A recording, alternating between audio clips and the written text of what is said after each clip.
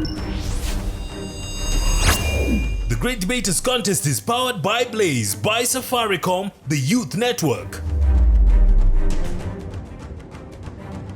Ladies and gentlemen, welcome to this great region of Eldoret. I am your host, Austin Nyombok, and this is the Great Debaters Contest. Our motion today is African countries should have rotational presidencies. We have St. Clare going against Kabiyet boys, and who will be the victor is for the teams to decide. Proposer number one, you have 3 minutes. I know most of you are wondering, who's this black man in front of you here? Yes, a black stranger I am, but that does not mean that my words will always stay in the darkness. Talk of my height, but that does not mean that my words will always hang in the sky and never come down for wise judges like them to judge.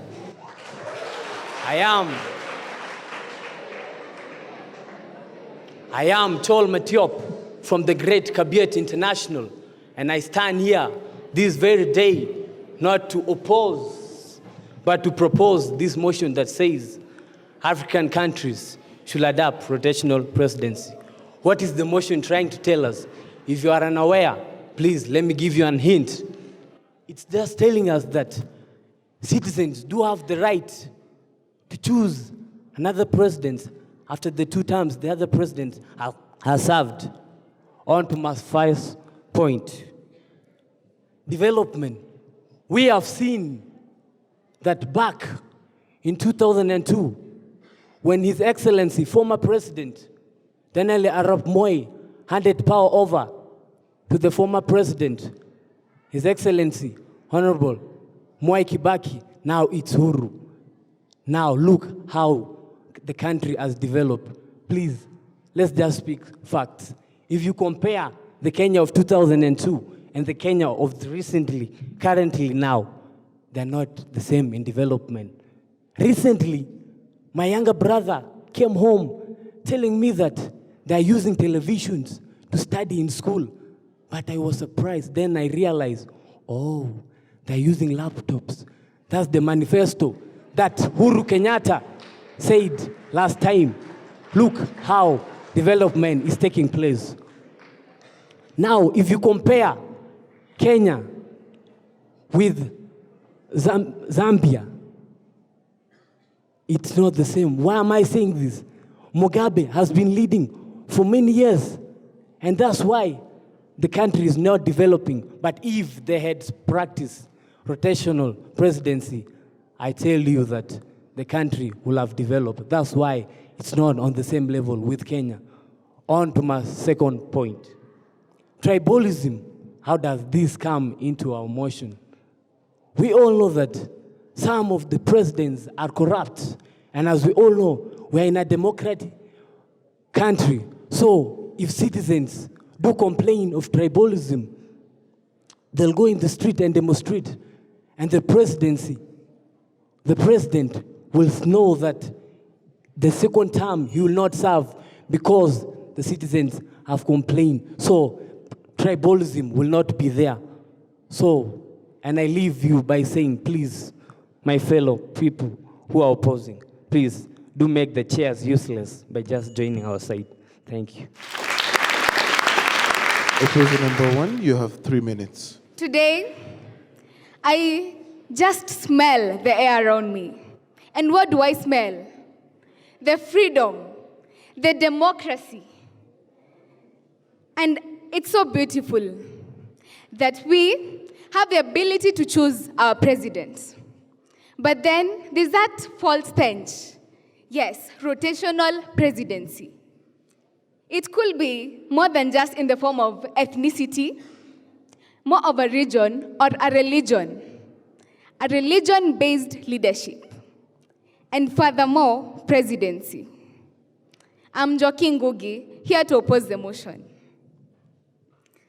So, what is this rotational presidency? We're basically saying that we don't want a leader serving being from one region, and then in the next about 30 years, we have a leader from the same region, religion, or ethnic tribe coming from that same dominion or region. So, in that case, you'll be denying me my freedom, my right to have a free and a fair election. You are undermining the democracy that we fought for in 1982, staging a coup in Kenya against His Excellency Arap Moi. In that coup, lives were lost. In that coup, we risked a lot just to have a multi-party state. And after all that sacrifice, at the end of the day, what are you bringing to the table? Rotational presidency. You have killed it. You have taken away the right of democracy, my right to free, fair elections, the elections that people fought for. For what was this sacrifice? If 20 years down the line, we come and undermine it, then we sacrifice the quality in our leaders. I may be a leader from the same ethnic group as the current president, from the same region, from the same dominion, maybe. But then, you don't want me in leadership for the next 50 years, because that's how long it will take before my religion has the chance to take up the presidency. So, the quality of leadership that I have has just been undermined. You've sacrificed it, maybe to have another mediocre person in power. It kills the competence in our leaders. What do I mean by this? As a leader, you go into power thinking that I want to come into power again. I want to serve my people again. And hence, you have the competence while you're serving the first term so that you can get the second term. But then, if you won't be able to get the second term because your region or religion does not have that opportunity in a long time, then you won't do a perfect job. You won't be doing it to build confidence in the people. Thank you. Now time for rebuttals. May we have proposition? Wow. I thought the lordships were only found in the Bible. So here they are, trying to convince the whole Gideon Sum from Kabiyet International that rotational presidency should not be enhanced in African countries. I'll give you a hint why I'm proposing the motion, and by the end of this debate, all of us will join me and say rotational presidency should be enhanced in African countries. On to my first point. It enhances peace. How does this happen? Let's take, for example, Tanzania, a very peaceful country in Africa, one of the very peaceful countries in Africa. How? Tanzania, when a president comes from the mainland, the vice presidents come from the island. And when the president comes from the island, the vice comes from the mainland. Have you ever heard of chaos in Tanzania? Never, even once. There's no disagreement in Tanzania. Why? Rotational presidency. My second point, it leads to economic development. And I love the best examples. Let's compare our own country, Kenya, and Uganda. How is the currency? How is the economy of Kenya and Tanzania and Uganda? We are much far better than Uganda. Why? We have president of Uganda, Museveni. For how many years has he ruled? Around 27 years. Nothing good has happened.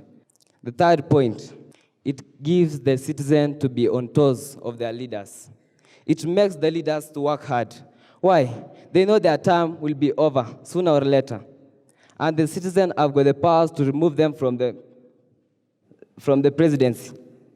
And this will help them, or this will help the citizen get enough of the jobs, or enough of what they were expectation from the government.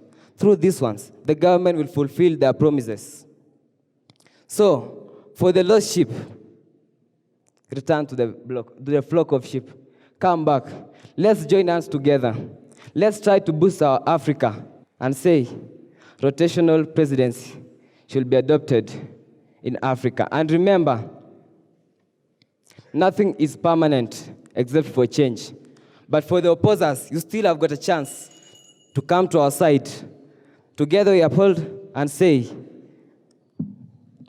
rotational presidency should be enhanced in African countries. Thank you. Proposer number 2, you have 3 minutes to make your rebuttal. Soflin Joseph, here to oppose the motion, and not just to oppose, but to oppose it strongly. The second proposal, you said that we have never heard of civil wars in Tanzania. Sorry to inform you this, but when we had the elections, when Magufuli was elected, we almost intrigued civil war in Zanzibar. So you can't be claiming that we don't have wars in Tanzania. And again, you have talked about tribalism. If we do not have rotational presidency, we are going to have tribalism. And I say, if we have rotational presidency, we are going to aggravate this tribalism. Why do I say so? Because if, for example, this time round, the president was from the Kikuyu community, and he ruled for the 5 years. In Kenya, we have 43 tribes. I am a Makonde girl. How do you expect me to wait for 215 years so that I can be in that seat? And again, when I do so, I'll be aiming at one thing: to revenge the community that never did anything to my community. And remember, a country is not built on revenge. Away from that, we do not have to try new methods every time we fail. Why am I saying this? We have only tried democracy for 23 years, for crying out loud. And we are already trying to go to rotational presidency. Look at the superpower, United States. You know how long they have tried this freedom of democracy? 200 years. Look at where they are now, the superpower. And yet, we are talking about us being there for only 23 years. Okay then, we are not against this rotational presidency, but let's look for another thing, and that's democracy. Because rotational presidency, at the end of it all, will bring this ethnicity of which we are trying to avoid. It will bring fights amongst us. Again, we should be patient for that matter. We'll get there. Trust me on this. Let's stop advocating for rotational presidency. We are not ready to lose lives like the Boko Haram, who recently abducted the Chibok girls. We are not. And that's why I do not advocate for rotational presidency, or more so, rotational mediocrity. Thank you.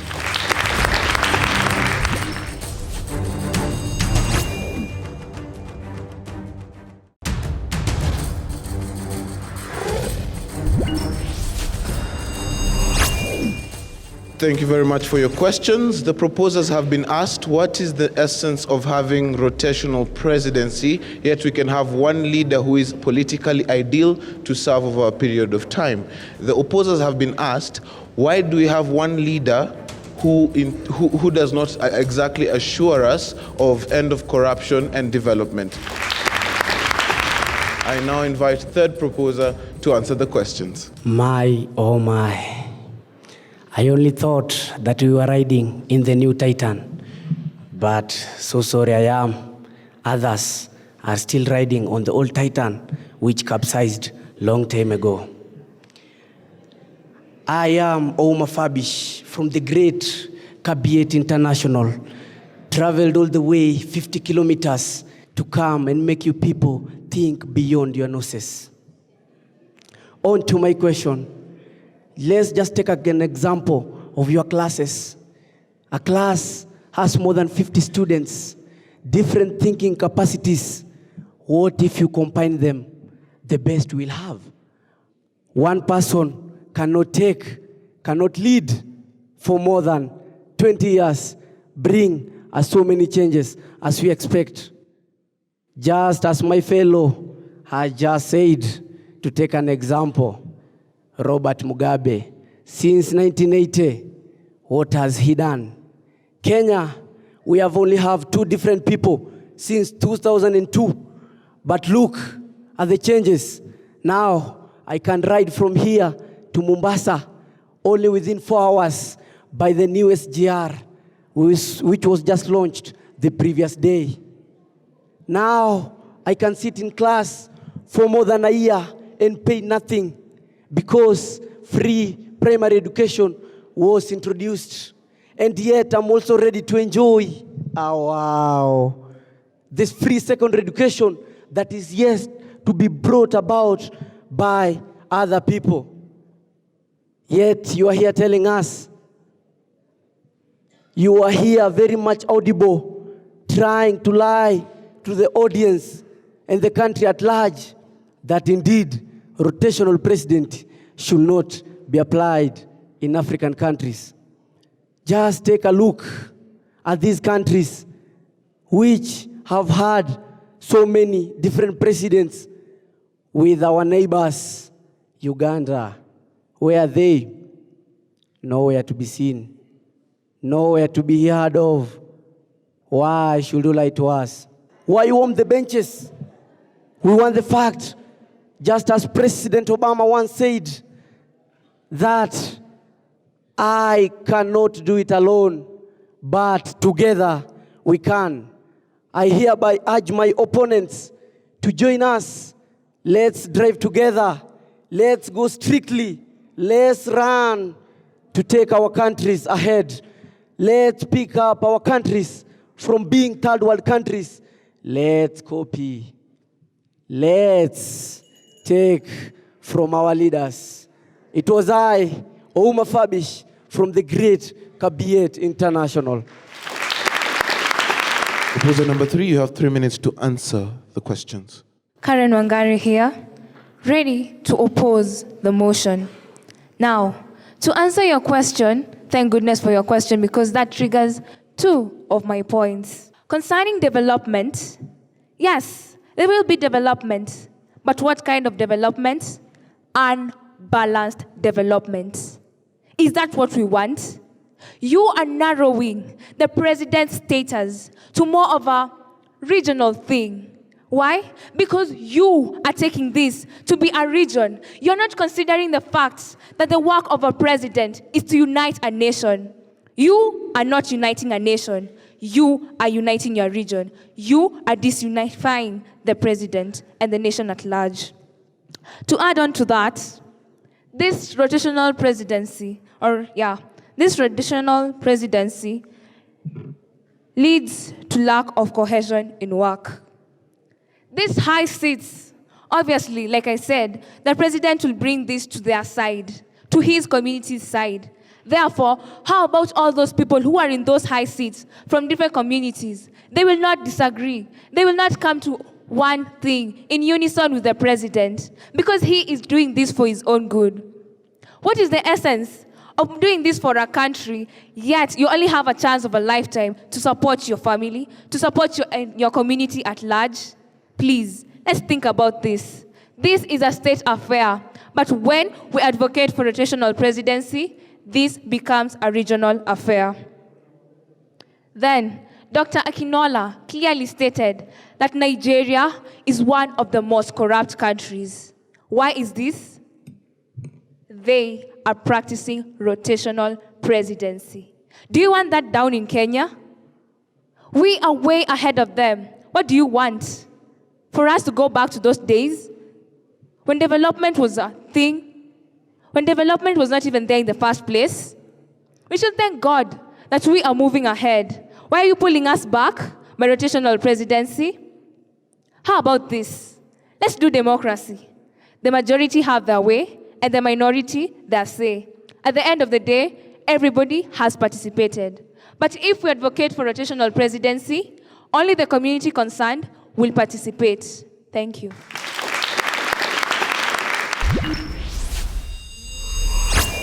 It's now time for final submission. Proposition, you have 1 minute to make your final submission. I don't know till when will we have to cry?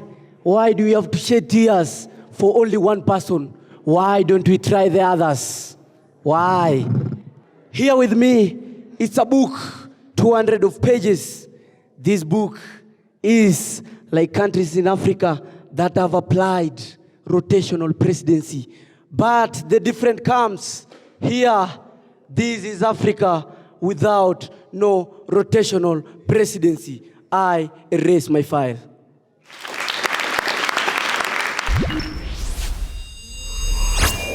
Opposition, you have 1 minute to make your final submission. Good thing that the proposers have already noticed we are developed, more developed. Why? We do not practice rotational presidency. We do democracy. And again, I think all men can stand adversity. If you want to test a man's character, give him power. We are not guinea pigs to do trial and error. Get it? We are not guinea pigs. We are not trying to practice rotational presidency and see, first of all, what will happen. Because let me tell you, I'm not ready to see the 20th president doing the same mistake that Nigeria has for me to think again. So please, proposers, get it, because you've already supported us.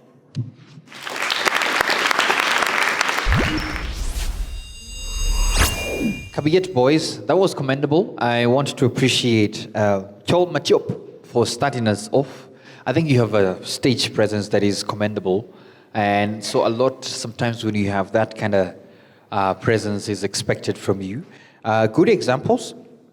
However, you brought in the example of the current government versus the previous one, and you talked about it being rotational. I don't think that was right because it's not rotational.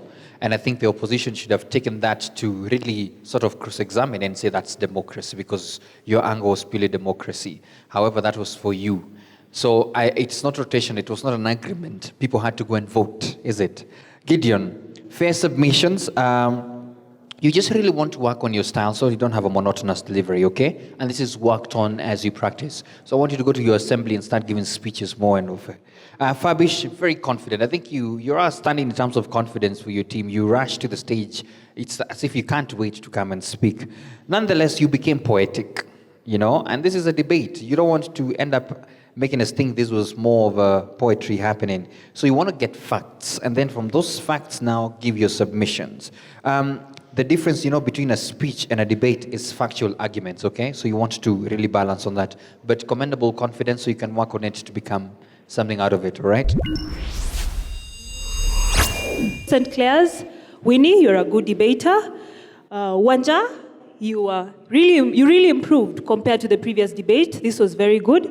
I was able to notice very good things here. For example, good illustrations, and that was really nice. Karen, also good illustrations that were given, and your argument was convincing. Thank you. Kabiyet, Sum, you are nervous a lot. And then Fabish, I have one advice, be natural. I think you've already been told. And then St. Clare's, Soflin, indeed a country is not built on revenge. I agree with you, and all the best. Kabiyet boys, the judges awarded you 65%. Please give them a round of applause. St. Clare's girls, the judges awarded you 70.5%. You're our winners for the debate. A big congratulations to St. Clare's and also a job well done for Kabiyet. We'd also like to thank our studio audience and our viewers back home. Keep watching, join the conversation. #GDC for SDGs. I have been your host, Austin Nyombok. Catch you next time.